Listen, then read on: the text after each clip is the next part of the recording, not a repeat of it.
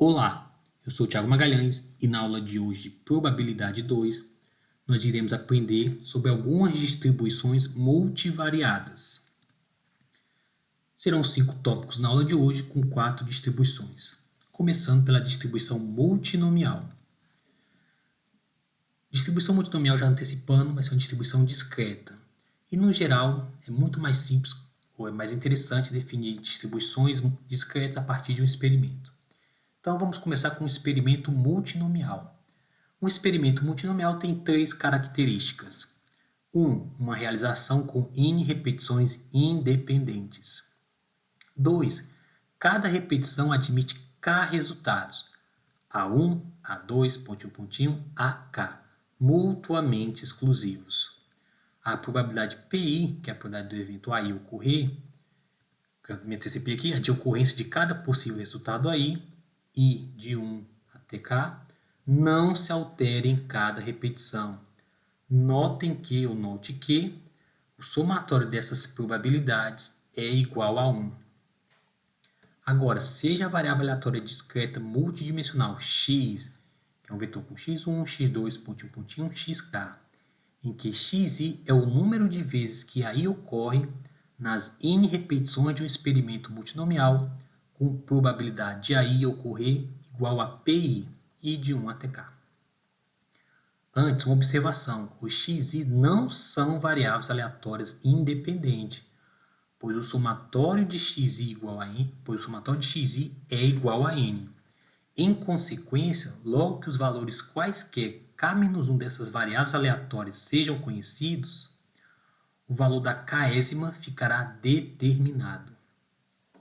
Então, voltando, então a variável aleatória discreta x tem distribuição multinomial com parâmetros n e p, que é um vetor p1, p2, pontinho, pontinho, pk, probabilidade de cada evento ocorrer. Ou de forma alternativa, x segue um multinomial np, ou x segue um multinom np. O importante é ver o que significa, mas no geral se prefere o nome completo, multinomial np. A função de probabilidade de uma variável aleatória discreta multidimensional x seguindo o multinomial np é dada por esta expressão.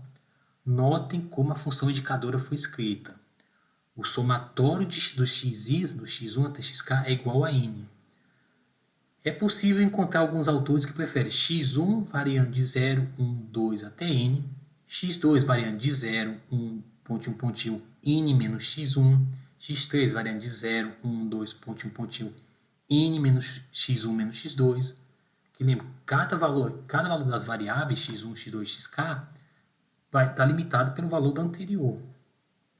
E às vezes alguns autores nem mencionam os xk, eles preferem colocar, em vez de pk, bota 1 menos p1 menos p2 menos pontinho, pontinho menos pk menos 1. É só ficar atento à anotação, mas o significado é o mesmo. Lembrando que esses p são probabilidades, logo pertencem ao intervalo 0, 1.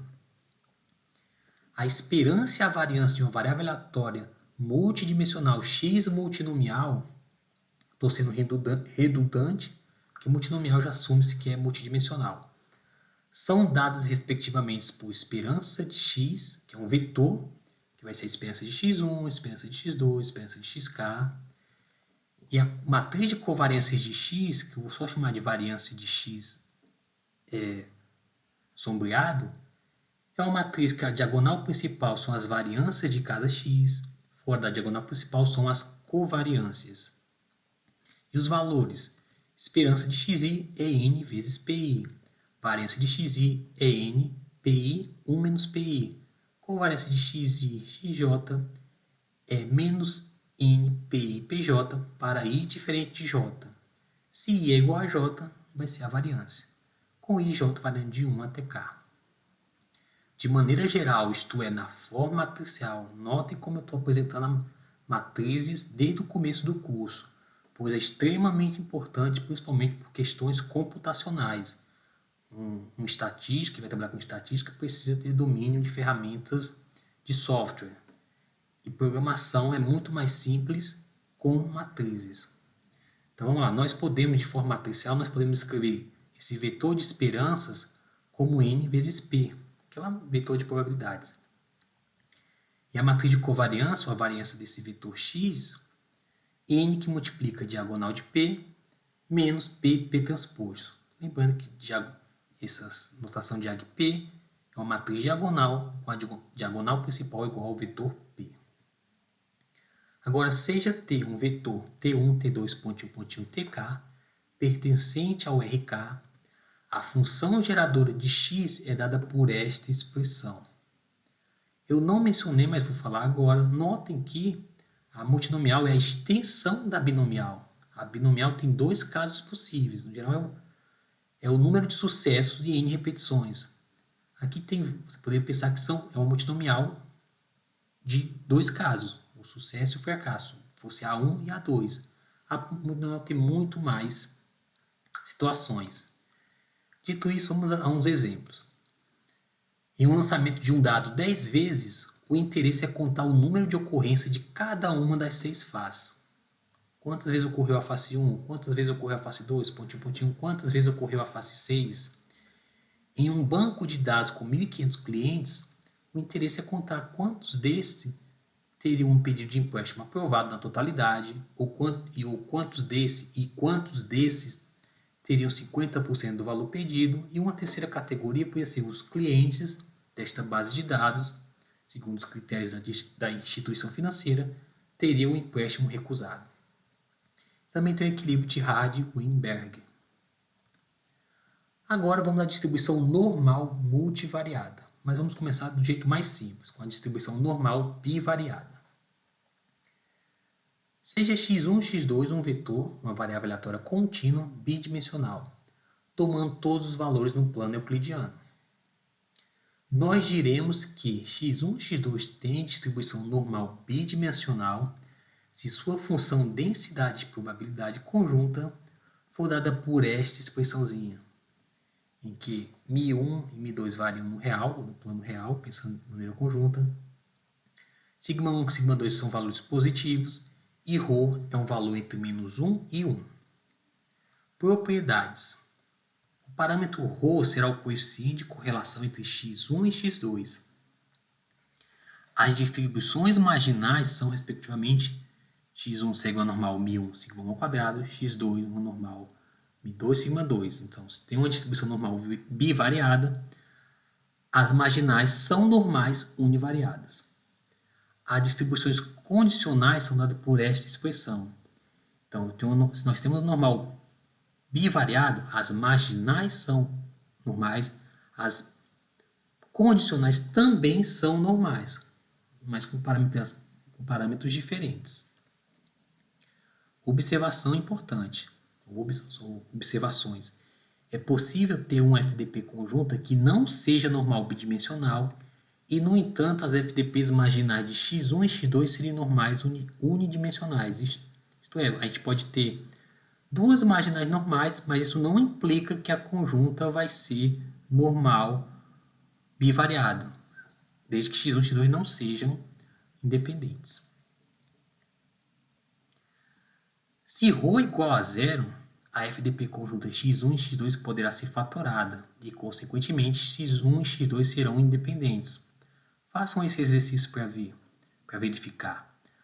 Assim, nós verificamos que no caso de uma distribuição normal bidimensional, nesta situação, correlação e independência são equivalentes, somente no caso de normais bivariadas. Fora isso, não é verdade.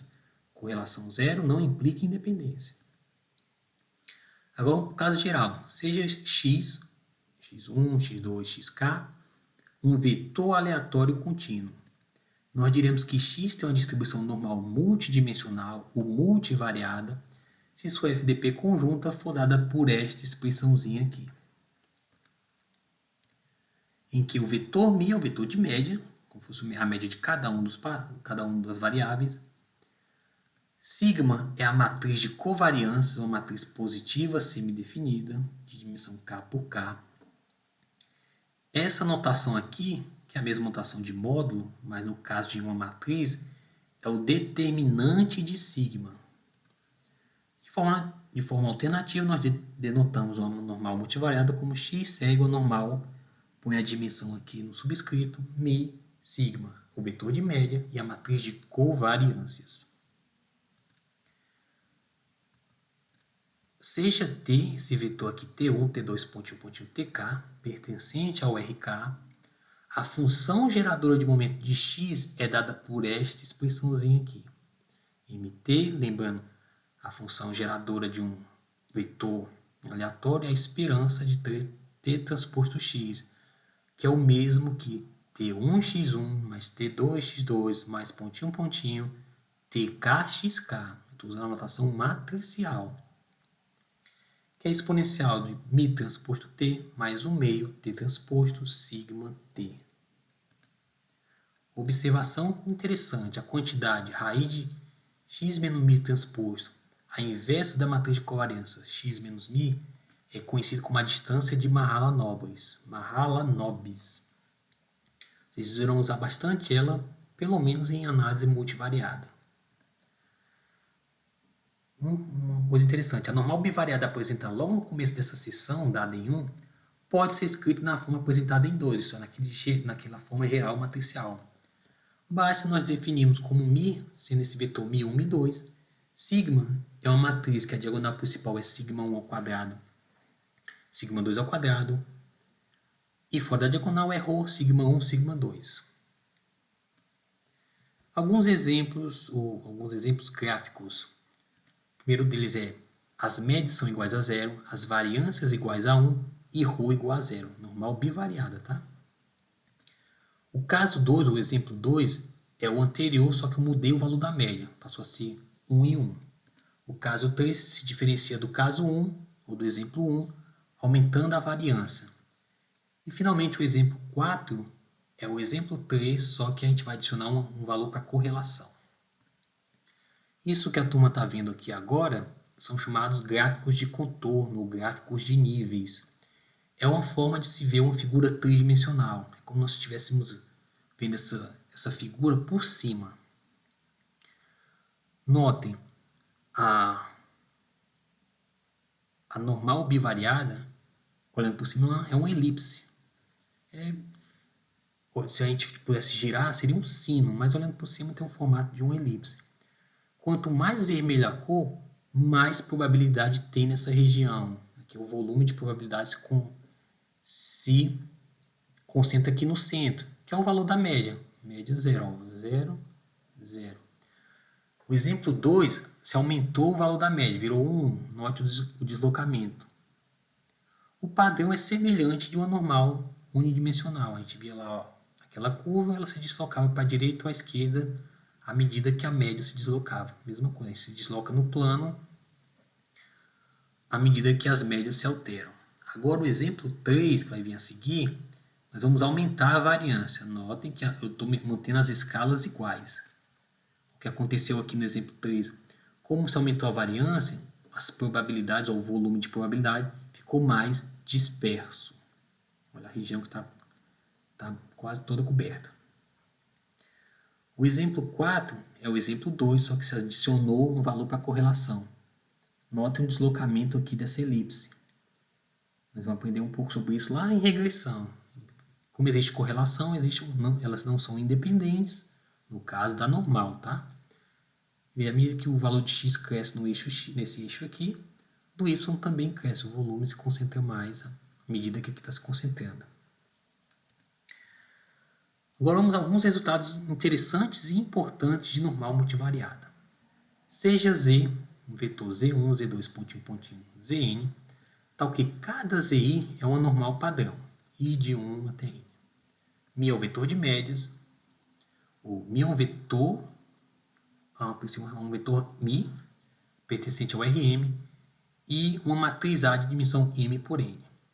A condição para que esse vetor X tenha a distribuição normal multivariada é a seguinte: X terá uma distribuição normal multivariada de dimensão M, Mi por sigma, se somente se ela puder ser escrita como Z, que é a normal padrão, ou vetor normal padrão, multiplicado por esse A, mais um μ.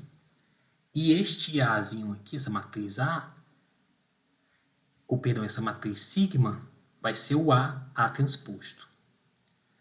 Também, realmente, vamos frisar a importância de notação matricial, mas tiverem dúvidas dessa expressão, essa equação, esse lado direito aqui, pode ser expressa em sistemas lineares e pode ser encontrado em Ross 2010, página 432. É um livro que o e-book está disponível para a turma da UFJF. Os alunos da UFJF, via SIGA. Outra coisa interessante, sejam x um vetor com distribuição normal multivariada, como dá lá em 3, e A, um vetor A1, A2, AK, é um vetor de constantes. Agora, seja uma variável aleatória definida da seguinte forma: y é A transposto x, que é A1, x1, mais A2, x2, mais pontinho, pontinho, AK, xk. Então, y tem distribuição normal unidimensional, com média μy, que é A transposto μ, e sigma 2y é A transposto sigma A. Isto é, guardem bem este resultado. Combinação linear de distribuições normais tem distribuição normal. Este é um resultado muito importante. Vamos para a terceira distribuição de hoje, que é a de Wishart, que ela tem uma relação direta com a normal. Sejam x1, x2, pontinho, pontinho, xn, vetores aleatórios independentes de dimensão p por 1, tal que xi, cada vetor tem distribuição normal p variada, com vetor nulo de médias e matriz de covariância sigma. Seja também x, que eu vou estar juntando os n vetores x1, x2, xn, uma matriz aleatória de dimensão p por n. Essa matriz aleatória de dimensão p por p, construída da seguinte forma. Opa, acho que a leitura não foi muito boa. A matriz aleatória de dimensão p por p, construída da seguinte forma. M foi igual a x transposto, que é o equivalente somatório de 1 até n de xi transposto, é denominada de distribuição Wishart, com n graus de liberdade e matriz de covariância sigma. Notação M, WP, N, sigma. Se M tem uma distribuição de Wishart, com n graus de liberdade e matriz de covariância sigma, sua função densidade de probabilidade conjunta é dada por esta expressãozinha aqui, em que tem diferente aqui, TR é o operador traço, a soma das colunas, a soma dos elementos da diagonal principal da matriz, no caso de sigma menos 1m, e γp é a função gama multivariada. Observações: se sigma é a identidade P, a distribuição de M é denominada de Wishart padrão. A Wishart é a extensão multivariada da distribuição Q quadrada.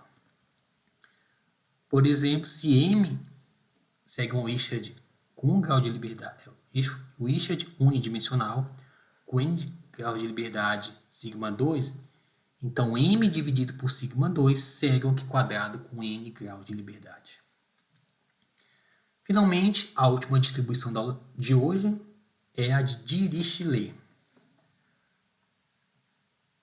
Nós podemos assumir que o vetor aleatório x, x1, x2, pontinho, pontinho, xd, segue uma distribuição de Dirichlet, proposta por esses dois autores, com o vetor de parâmetros lambda, os lambdas são positivos para cada j, e a dimensão, no caso, como a gente chamando de d, é maior ou igual que 2, se sua função densidade de probabilidade conjunta puder ser escrita desta forma aqui. Note que a função indicadora é parecida com a da multinomial. A diferença é que lá era uma variável discreta e aqui essa soma tem que pertencer ao intervalo 0, 1. Gama é a função gama, a tradicional, isto é, dada por esta integral aqui. A distribuição de Dirichlet é a generalização da distribuição beta. Além disso, se x segue de Dirichlet lambda, nós temos que a esperança de xj é lambda j soma a soma dos lambdas, dos outros parâmetros. Outras propriedades podem ser encontradas em Pereira e Stern, 2008. Vamos fazer também um exemplo aqui como nós fizemos para a normal. 3 parâmetros, lambda 1, 1,5, lambda 2 igual, lambda 3 igual. Segundo exemplo, vamos aumentar um pouquinho o valor do lambda, mas vão se manter iguais. Terceiro caso, vão ser valores diferentes para cada um dos lambdas. E a mesma coisa para o exemplo 4. Usei os mesmos valores, só alterei a ordem. Primeira coisa, a Dirichlet, como tem aquela mesma propriedade da multinomial, é tridimensional. No caso aqui é tridimensional, mas se nós já conhecemos 2 valores, o terceiro já está definido. Então, no fundo, essa de tridimensional tem 2 dimensões. No caso aqui é uma figura tridimensional. Toda vez que os parâmetros forem iguais, a distribuição será simétrica. Às vezes não fica muito claro, mas a ideia é pelo menos uma ideia de simetria. Se forem iguais, mas à medida que aumenta o valor, era 1,5, agora todos os valores são iguais a 2. Começa a ficar mais concentrado no centro. O terceiro e o quarto exemplo são para valores distintos. O que acontece na Dirichlet, ela fica concentrada em algum eixo de x ou de y, vai depender desse triângulozinho aqui, essa figura, que não é exatamente um triângulo, mas tem essa fórmula parecida. No caso, não, seria como estamos olhando por cima, a figura tridimensional, não é o nome correto, mas vamos dizer, parecido com uma pirâmide, mas não é, mas no fundo é uma montanha. Antes de eu falar desse pedaço aqui, a Dirichlet é muito interessante em inferência bayesiana e também em análise de dados composicionais, lá na geologia que se usa muito. E uma vantagem de assumir distribuição Dirichlet é que ela pode ser simulada a partir de uma distribuição gama, como demonstrado em 86. E o algoritmo é o seguinte: fixa-se lambda, o vetor de parâmetros. A partir disso, simula-se d valores de yj, e esse yj tem distribuição gama de parâmetro lambda j e 1.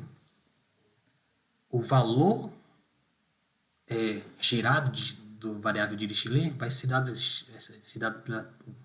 foi difícil agora, hein? Vai ser gerado da seguinte forma: xj é yj dividido pelo somatório dos yj. Então assim se gera.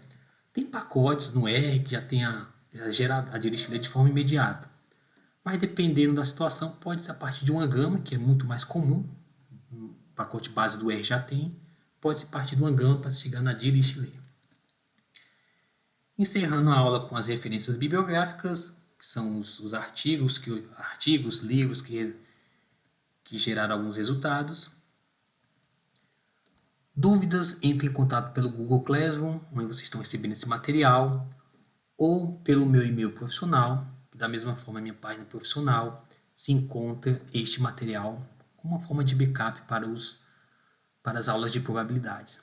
Sem muito mais, obrigado.